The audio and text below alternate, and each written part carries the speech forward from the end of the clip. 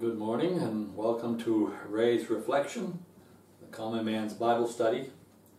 Today we are beginning the Gospel of John chapter 13. Until we get to Jesus, the arrest of Jesus in the Garden of Gethsemane on Thursday evening. This is like a pause away from the public ministry. He has left, see, if you go back to chapter 12, verse 30, it says, "These things spoke Jesus and departed and did hide himself from them." And therefore, somewhere, I'm guessing, we're estimating somewhere about Wednesday night or maybe Thursday, he did this occurred. So we are now probably in the evenings of Thursday night. Jesus has hid himself, and now he's going to spend some time with his disciples.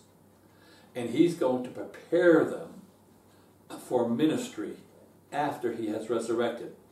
They have to understand about the crucifixion, and it will take them a great deal to understand. They will need to know about things in their ministry that they can help people and carry on this ministry. So therefore we are going to look at a short, as far as time goes, a short span of time, but a tremendous amount of teaching. And these teachings, etc., are referred to over and over again by born-again believers. They cling on to the promises that are made here. They cling on to the truths that are made here. And it's rich with that. Then later, after this instruction is over, etc., we're going to go back to the public ministry. We're going to start with the arrest and ultimately the crucifixion of Christ. So in chapter 13, verse 1, we are skipping over a lot of things that have happened. Verse 1 says this: "Now before the feast of the Passover, when Jesus knew that his hour was come, that he would depart out of this world unto the Father, having loved his own who were in the world, he loved them unto the end." And then, here it is, "And supper being ended." Now we talk about the Last Supper oftentimes with the disciples, and we teach about the Last Supper and what went on at the Last Supper. But John here skips right over all of that. He skips over Jesus commanding them to go and getting an upper room and renting an upper room and setting up a banquet and so on. That stuff's all skipped over. And now the meal is over, and now instruction begins. And so when we look at this, we see that in verse 1, we see that Jesus knew that his time and the hour was come that he should depart from the world. Now, if he is a human, and he is human, here is God who has taken on human form. He came into the world being born like a human, and now he's going to die like a human. And he's going to go on to the Father. And he knows that time has come. Why? Because that time was designated from before the foundations of the earth. This was all planned out. And the reason for his coming was to save those that were lost. To save the lost. And in order to save the lost, there had to be a payment for sins. And he was that payment. He would take the payment for all who believed on him. And now that he said that time has come, that hour has come. Now we have seen in the Gospel of John that it was not his time. It was not his time. Over and over again, though they tried to stone him and they tried to hurt him and they tried to oust him, it was not his time. It was not his time, and therefore it's almost as if he was protected from that sort of thing. And now you see, it is his time. Now it is his time, and he knows it is short. Then he says something else. He says this: "Having loved his own who were in the world, he loved them unto the end." In other words, Jesus Christ continues to love. And what we need to study, what we need to really focus on, or at least bringing to mind is, what does he mean to the end? Does he mean he loved them to the end of his life? Or does he love them for a longer period of time? Or does he love them forever? And I think it is forever, if there is such a thing. And he loves them all the time, to the end of whatever you want to attach. There is no period of time in which Jesus stops loving them. He loved them right on through. And therefore, as a human being, he continued to love them. Even in the pains of the crucifixion, he continued to love them. And now, he says this, the supper being ended. And the next phrase is a hard thing to understand, and we are going to study this in this chapter. The devil having now put into the heart of Judas Iscariot, Simon's son, to betray him. In other words, the thought that Judas was going to betray Jesus was instigated by the devil. And the devil had convinced Judas that it was time. Now, it wasn't hard. Judas, we will see, was not a saved man. And therefore, he was very much like the rest of the people in Jerusalem.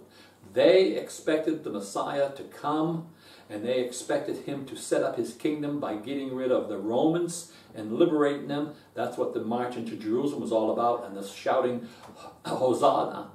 And that was saved now, and they were saving, it was a political salvation. And he believed that.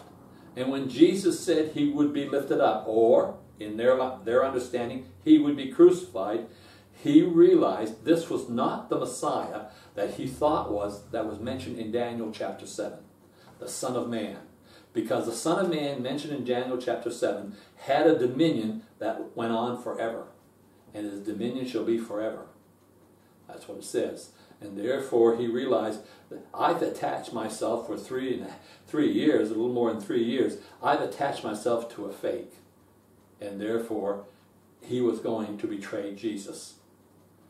And it was easy for him to buy into that.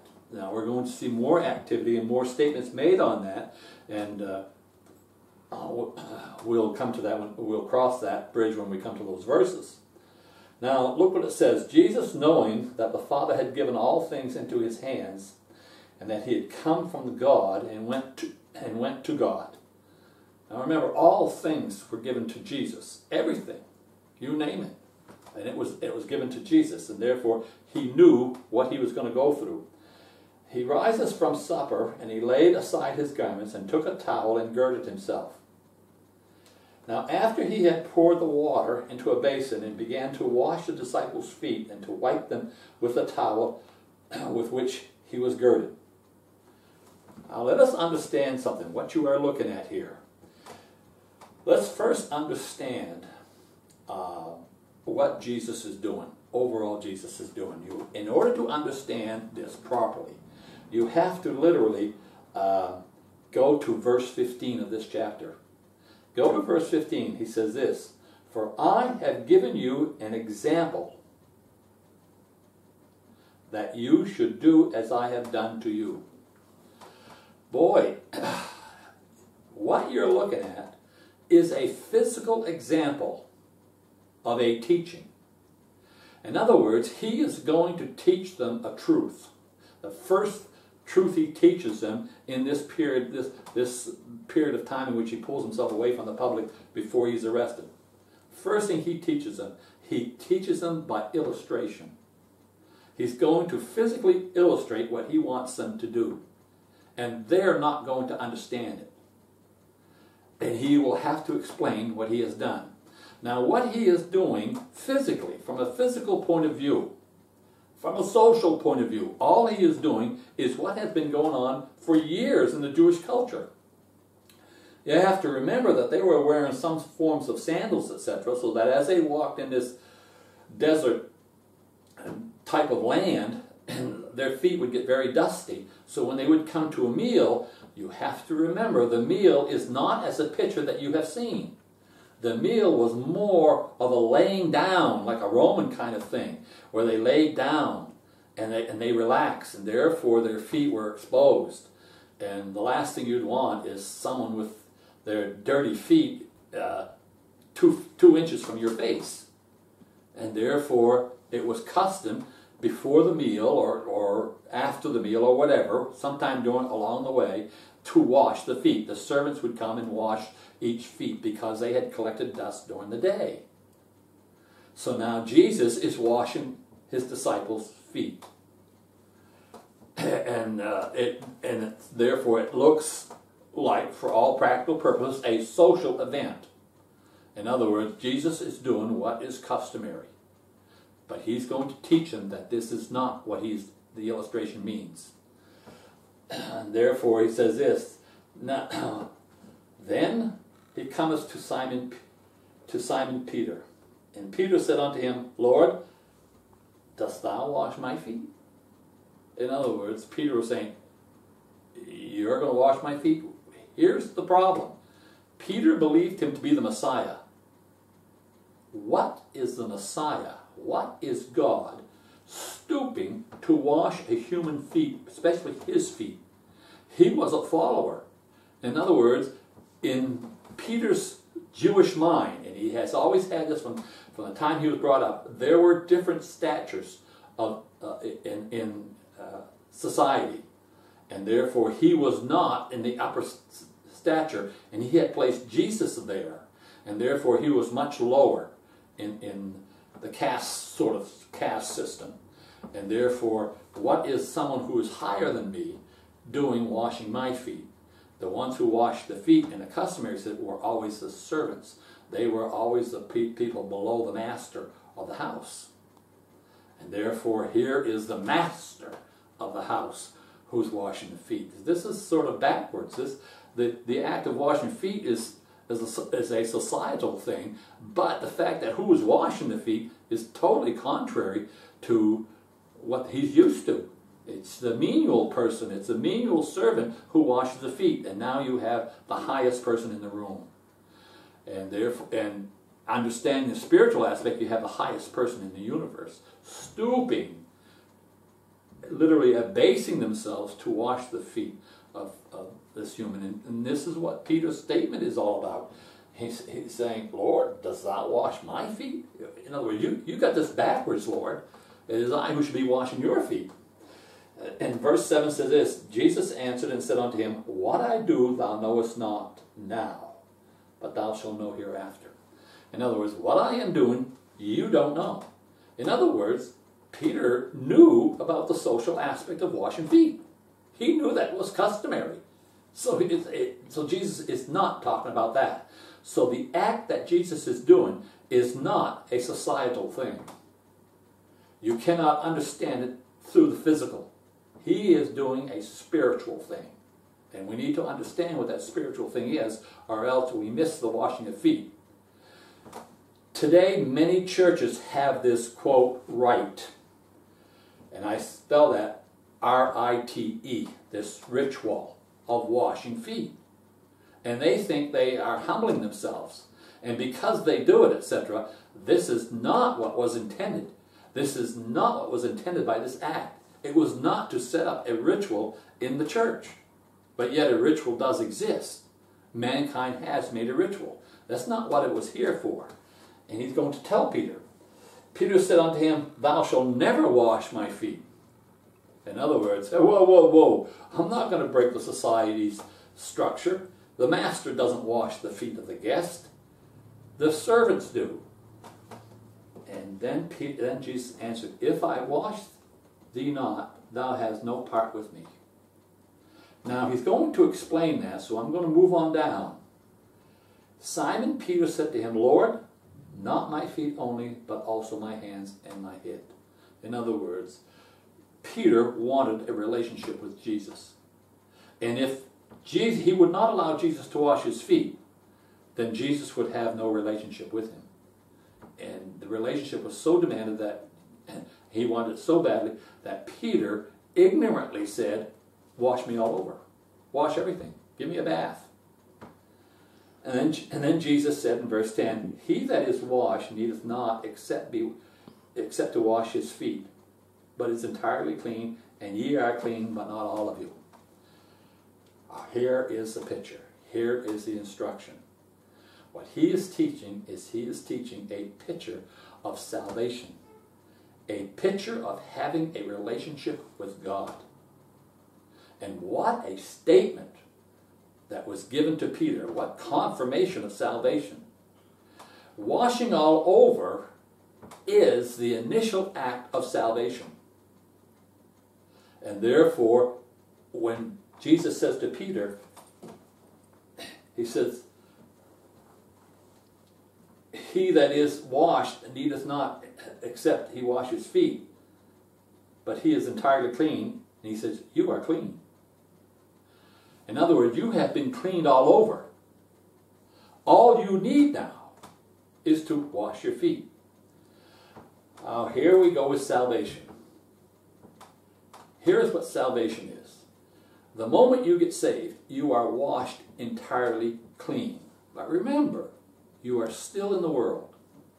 And as you live in the world, as you have your being in the world, you communicate and you interject with other people, you are going to sin. In other words, very much like walking, you are going to pick up the dust of this world, the dirt of this world, and your feet are going to get dirty. But you don't need to get saved all over again. All you need to do is to confess your sins, wash yourself with the regeneration of the Word, and you continue your relationship with God. What sin does not make you lose your salvation. What sin does is it damages the relationship. Let's take a marriage, because being saved is like a marriage. Let's take a marriage, a husband and wife, a couple get married, they become husband and wife, and things are going along fine, etc. But as they live back and forth, etc., they begin to irritate each other, and they end up in a fight, in a spat. Now, all they have to do is literally make that right. They have to confess, apologize, correct, amend, atone, whatever you want to settle the dispute. They don't have to get married again. This is the picture that is shown here. You don't have to get saved again, but you have sinned, and that sin has caused damage to a relationship. And therefore, in order to have part with Jesus, as Jesus said to Peter, you need to wash your feet. You need to clean your act up every day. And confession becomes part of that. So what he's telling Peter is, look, all you need to do is clean yourself up, confess your sins, and he is faithful and just to forgive you your sins, as 1 John says, 1 John 1:9 says. But you don't have to get saved all over again. I have seen people, and it falls under the category of making sure of your salvation.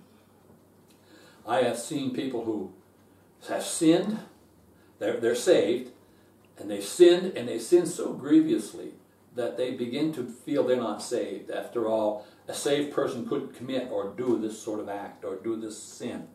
And therefore, they come to someone and they want to be saved all over again. They seek salvation all over again, and someone says, well, okay, you doubt that you're saved, then you need to make sure of your salvation. I can remember a girl coming to me one day, and she said she was not saved, and so I said to her, what makes you say you're not saved? Well, I was saved, she says, but I'm not saved anymore.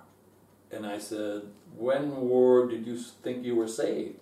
And she told me a couple of years ago she had accepted Christ as her Savior, but she's not saved now. And I said, on continuing talking to her, I realized that she had committed a tremendous sin. And that sin was so grievous to her that it made her feel that she was not saved. And therefore, what she wanted to do was to get saved all over again. And Jesus is saying to you, you don't have to do that. It's not going to do you any good. All you need to do is wash your feet. All she needed to do was take care of that sin. And I got back to her by saying, when you got saved, how did you feel? What did you say? How did you act? And she told me for the first week or so, everything was fine, everything was glorious. She was knee-high. I said, did you believe at that time that you were saved? She said, yes. I said, well, you're still saved. She never would tell me what her sin was, but it can't be any bigger than the Apostle Paul or Saul of Tarsus killing Christians because they're Christians. And yet he has salvation. So you need to simply walk. And look what he says. And he says, he said this to Peter, for he knew who would betray him. Now we're back to Judas. Therefore he said, you are not all clean. Now notice what he said back in verse 10. He said to Peter, and you are clean. In other words, in spiritual talk, he's saying, you are saved, but not all of you are saved. And he's making a reference to Judas. Judas is not saved. Judas needs to be washed all over. In other words, he needs to come to salvation. And therefore, if Jesus washed the feet of the 12 disciples, then he washed Judas's feet. In other words, to Judas, it was just a society's culture thing. And so therefore, he's telling them, you're not all clean. So after he had washed their feet and taken his garment and was seated again, he said to them, know you what I have done to you?